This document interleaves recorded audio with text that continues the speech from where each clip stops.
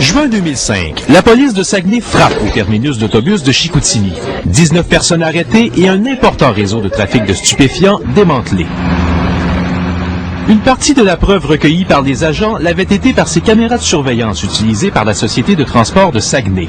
Ces images sont maintenant accessibles à tous sur le site YouTube. On y voit clairement plusieurs personnes effectuer des transactions de drogue en plein jour, au vu et au su de tous. On ne peut pas rien y faire parce que lorsqu'on a déposé l'ensemble de la preuve à la cour, cet ensemble de preuves-là se retrouve entre les mains de différentes personnes. La personne responsable de la diffusion ne s'est pas arrêtée là. Elle a ajouté des effets sur certaines séquences qui dénoncent directement l'un des individus d'avoir été un délateur pour les enquêteurs. La police refuse de confirmer si elle a effectivement fait appel à un délateur, mais pour le criminaliste Pierre Gagnon, qui représentait l'un des accusés, il s'agit clairement de diffamation. C'est troublant. Ce qui me questionne, c'est la façon dont on a obtenu ces images-là. Il faut savoir que ce sont des images qui ont été transmises aux avocats qui représentaient les accusés dans cette affaire-là.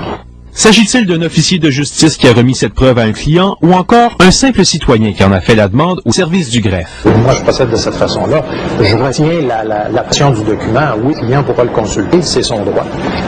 Maintenant, de le remettre et de s'en départir, ça pose un problème, à mon sens. À la Société de transport de Saguenay, nous avons appris au directeur l'existence de ces vidéos en ligne. Une enquête effectuée. Les fournisseurs, il y a quoi?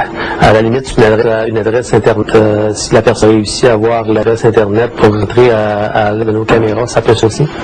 C'est tous les éléments qu'on va vérifier.